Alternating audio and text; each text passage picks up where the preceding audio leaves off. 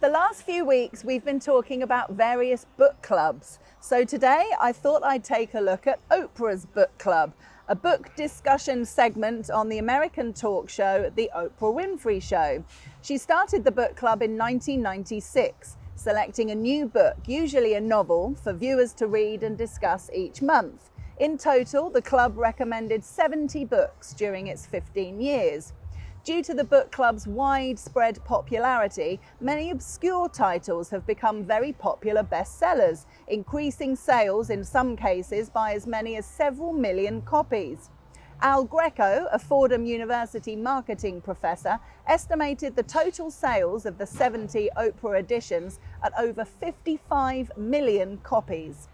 At the show's conclusion in May 2011, Nielsen Bookscan created a list of the top 10 bestsellers from the club's final 10 years. So I'm going to talk about 3 that were in the top 5.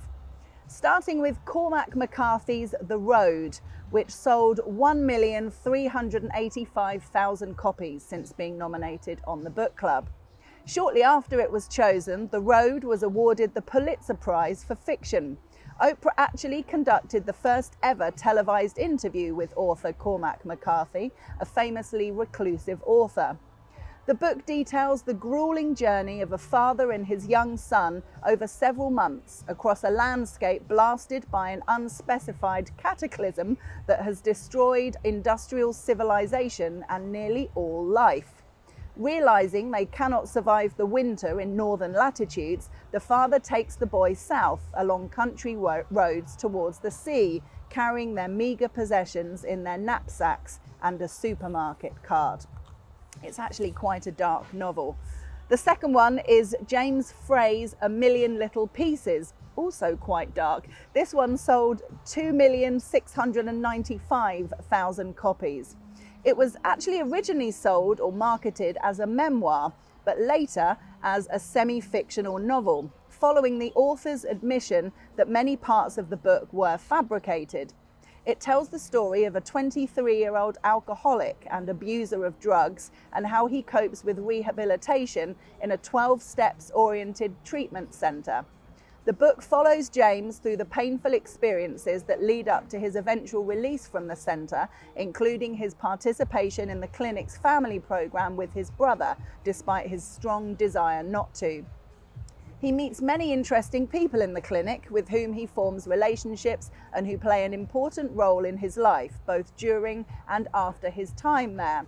These people include a mafia boss who plays a vital role in his recovery and a female drug addict with whom he falls in love, despite the strict rules forbidding contact between men and women at the clinic. And finally, the biggest selling book, thanks to Oprah's book club, is Eckhart Tolle's A New Earth, which sold 3,370,000 copies.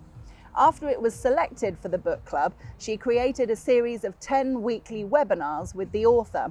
It has since become the only book to be selected twice in the book club's history, as it was also selected in the kind of reinvention of the book club in January this year.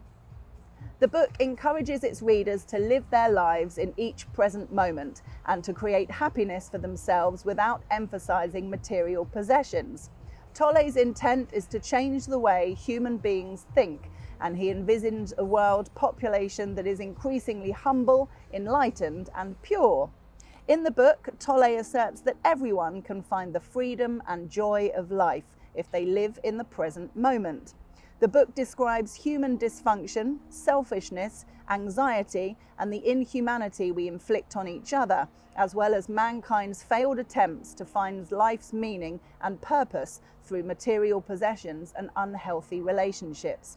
It asserts that thoughts can have a powerful and beneficial effect on the healing process and puts forth a concept of evolutionary transformation of human consciousness, which prompts the reader to participate in honest self-evaluation that can lead to positive change.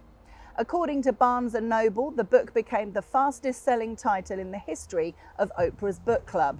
Within 4 weeks of the book club announcement, 3.5 million copies had been shipped. By 2009, an estimated 5 million copies had been sold in North America, which is quite outstanding. I feel like I know what book you ladies are going to I'm not into dark, and I'm very into Toll. Yes, Tolle. Exactly. I mean, it's like the follow-on from The Secret, isn't it? Yes, The Power of Now is his the Ron the Burn, and then you come into, and he takes it that step further because he adds the feeling into it as well as the intention. Yeah. So I felt that was also very powerful. Yeah. He's so quiet that it makes his words more meaningful. More meaningful. Deep, profound. Yeah. And he went through, I mean, when reading his story, he was basically homeless. He slept on park benches. I mean, he went through total, I suppose, losing everything to then resurface, to realize the actual things that are important, which is just being. So many people who have written these types of books, not even as anywhere near as successful as him, but a lot of them have been through hardships, real journeys, and have been to rock bottom and thought, okay, either I don't want to be here anymore, or I need to do something to bring myself out of that. And it takes something within to do that. It's not a job or a relationship or whatever. It's within yourself that you need to make. It's definitely some form of like inner strength, isn't it? To live, like you said, to live in the moment and find the joy in life itself and not in the materialism of life. Which is challenging. But it's also, you grow so much when you overcome your comfort zones. So that's like the biggest learning curve ever. I mean, it's like when I originally started traveling, I mean, just traveling and going to different cultures, you learn so much. And so, it is powerful. It's facing the fears. We all want things, a lot of us want things to change, but unless you change something, nothing's going to change. The only thing we can change is ourselves. Exactly. It's the only thing we can change. It's a saying that goes, if you always do what you always did, you'll always get what you always got. Exactly. Definitely. And the human, they say, is the only animal that will trip over the same rock twice. In the sense that, that didn't work, I'll do it again. You can't keep doing the same thing and expect a different result. Exactly. But it's very difficult to do something differently and to realize that it is the moment, because they say the present is a gift. It's the present.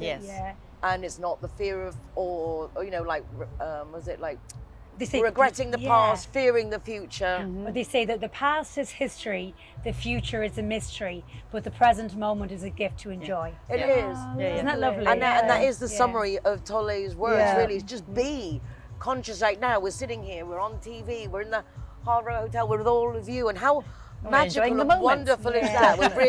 We are really enjoying it. Absolutely. One of my favorite quotes in like spiritual philosophy is, real freedom is enjoying whatever you're doing at that moment.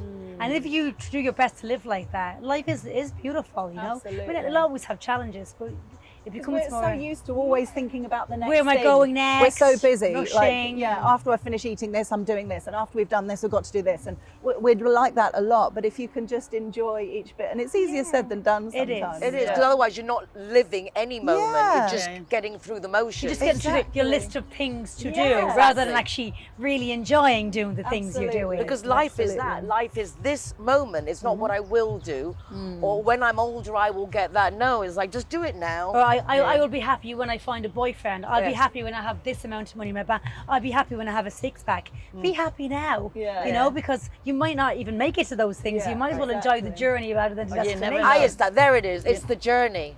Enjoy the journey. It's not the destination. It's the climb.